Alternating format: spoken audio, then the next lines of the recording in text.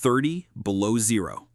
17,000 Marines and soldiers surrounded by more than 100,000 enemy troops in the frozen mountains of North Korea.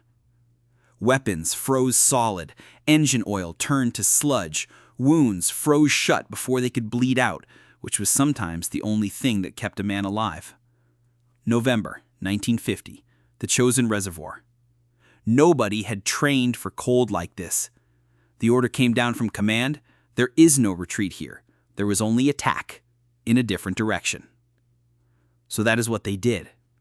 Surrounded on every side, outnumbered more than 5-1, the men of the 1st Marine Division and their Army counterparts fought their way nearly 80 miles through mountain passes held by an enemy who controlled the high ground the entire way. They carried their wounded. They carried their dead.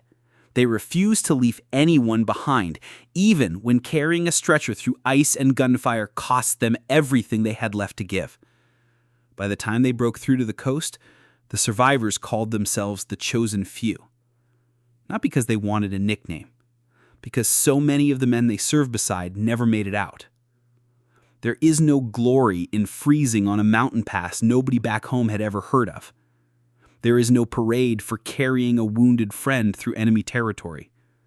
But that is exactly what sacrifice actually looks like. Quiet, brutal, almost always unseen. We inherited the freedom to complain about small inconveniences because men once kept fighting when their own bodies were already failing them.